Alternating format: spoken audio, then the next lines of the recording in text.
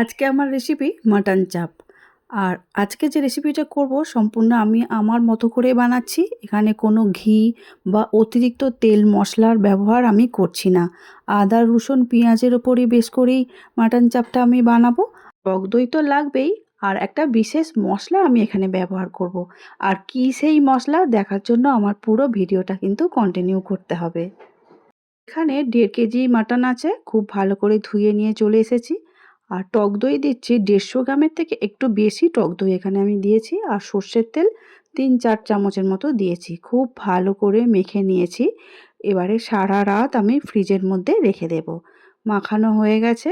ম্যারিনেটটা যদি সারা রাত পুরোটাই করা যেত খুবই ভালো হতো, কিন্তু আমি দই দিয়ে ম্যারিনেট করে রেখে দিচ্ছি ফ্রিজের মধ্যে। নমস্কার বন্ধুরা, শ্রাবণীর পাকঘরে সবাইকে স্বাগত জানাই। আশা করি তোমরা সবাই খুব ভালো আছো, আমিও ভালো আছি। সকালে রান্না করার সময় আমি মাটনটা বাইরে বের করে দিয়েছি। এখন তো প্রচণ্ড ঠান্ডা, সেই জন্য আমি একটু ঠান্ডাটা কমিয়ে নিলাম, রুম টেম্পারেচারে নিয়ে চলে এসেছি। কারণ মাখতে তো আমাকেই হবে, ঠান্ডাটা আমাকেই ভোগ করতে হবে, সুতরাং একটু দেরি করেই ভালো। সেই জন্য এবারে পেঁয়াজ বেটে নিয়েছিলাম। 1.5 কেজি মাংসের জন্য আমি এখানে প্রায় 400 গ্রামের মতো পেঁয়াজ নিয়েছি, আর খুব ভালো করে মিক্সিতে বেটে নিয়েছি।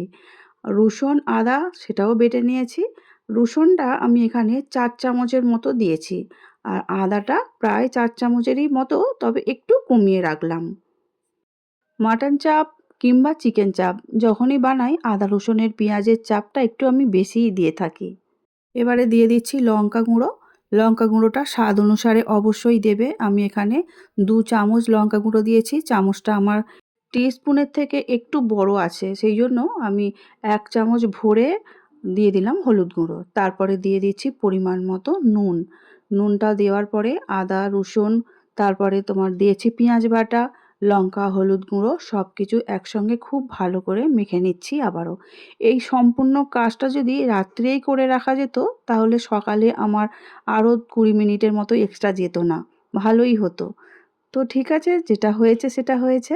এবারে আমি এইভাবেই রেখে দিলাম আবারও 20 মিনিটের জন্য ঢাকা দিয়ে।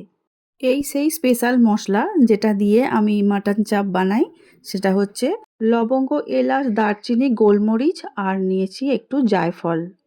1.5 কেজি মাটনের জন্য পরিমাণ মতো দেখেই নিয়েছো কতগুলো করে নিয়েছি। লবঙ্গ আর এলাচ নিয়েছি 6টা থেকে 7টার মতো। গোলমরিচ নিয়েছি 12 থেকে 14টা, কি একটু বেশি হতে পারে। আর যে হাফটা নিয়েছি আমি জায়ফল, ওই হাফটা যে আমি জায়ফল ভেজেছি তার হাফটা আমি গুঁড়ো করেছি। তার মানে জায়ফল আমি 4 ভাগের 1 ভাগ নিয়েছি। কড়াতে আমি সর্ষের তেল দিয়ে দিয়েছি। তোমরা চাইলে সাদা তেলেও রেসিপিটা বানাতে পারো। মাটন কিন্তু সর্ষের তেলে রান্না করলে খেতে অনেকটা বেশি স্বাদের হয়, সেই জন্য আমি সর্ষের তেলেই করছি। খুব ভালো করে নাড়াচাড়া করে নিয়ে ঢাকা দিয়ে দেব একদম 10 মিনিটের জন্য। হ্যাঁ, একটা কথা বলে রাখি, এই মাটন চাপটার জন্য আমি কোনো রকম জলের ব্যবহার করব না, বা কুকার ইউজও করব না। তোমরা যদি পারো অল্প একটু গরম জল দিয়ে রান্নাটা করতে পারো, বা কুকার ইউজ করতে পারো। আমি কিন্তু 4 থেকে 5 বার ঢাকা চাপা দিয়ে দিয়েই আমি পুরো প্রসেসটা রেডি করে ফেলবো। যতবারই চাপা দিয়ে রান্না করব ততবারই কিন্তু একবার মাঝখানে এসে নাড়াচাড়াটা করে নিতে হবে ঢাকা খুলে, না হলে নিচের দিকে কোনোভাবে লেগে যেতে পারে। আর যতবারই ঢাকা দিয়ে রান্না করতে হবে অন্ততপক্ষে 10 মিনিটের জন্য লো হিটে রান্নাটা কিন্তু করতে হবে। তাহলে মাটন কিন্তু খুব ভালোভাবে সুসিদ্ধ হবে। মাটন চাপের জন্য এটা কিন্তু আমাদের সবসময় খেয়াল রাখতে হবে, মাটন যেন খুব ভালো করে সিদ্ধ হয়, না হলে কিন্তু খেতে ভালো হবে না, বা ঠিকভাবে রান্নাটাই করা হবে না তাহলে। এখন লবঙ্গ এলাচ দারচিনি জায়ফল, যে গরম মশলার যে একটা মশলা ভেজে নিয়ে ঠান্ডা করে গুঁড়ো করে রেখেছিলাম, সেটা 2 চামচের মতো হয়েছে, পুরোটাই আমি এখানে দিয়ে দিচ্ছি। দিয়ে আবারও খুব ভালো করে নাড়াচাড়া করে সমস্ত মাটনের সঙ্গে মিশিয়ে নিচ্ছি। আবারও আমি ঢাকা দিয়ে দেব আবারও 5 থেকে 7 মিনিটের জন্য। বন্ধুরা, তোমরা যারা আমার ভিডিও ইউটিউব চ্যানেল থেকে দেখছো, ভালো লেগে থাকলে লাইক শেয়ার সাবস্ক্রাইব করে শ্রাবণীর পাকঘর চ্যানেলের পাশে থেকে যাওয়ার অনুরোধ রইল। এখন 2 চামচের মতো বেসন আমি হালকা করে ভেজে রেখেছিলাম, মানে শুকনো খোলায় একটু নেড়ে রেখেছিলাম, সেইটা দিয়ে দিচ্ছি। আর এটা দেওয়ার কারণ হচ্ছে অবশ্যই যখনই চিকেন চাপ বা মাটন চাপ রেস্টুরেন্ট থেকে কিনে খাবে, দেখবে নিশ্চয়ই তোমরা দেখে আছো যে মাটন বা চিকেনের গায়ে একটা বেশ মোটা করে কোটিন মতো পড়ে। হ্যাঁ, আদা রসুন পেঁয়াজের তো একটা কোটিন থাকছেই, আবারও এইটা যদি দেওয়া যায় তাহলে কিন্তু খুব টাইট টাইট মতো ভাবে গ্রেভি মতো হবে, তাতে করে খেতে এবং দেখতে দুটোই খুব ভালো হবে। সবশেষে দিয়ে দিলাম 2 চামচ কেওড়া জল, যেটা ছাড়া গন্ধটা একদম ইনকমপ্লিট থেকে যাবে মাটন চাপের।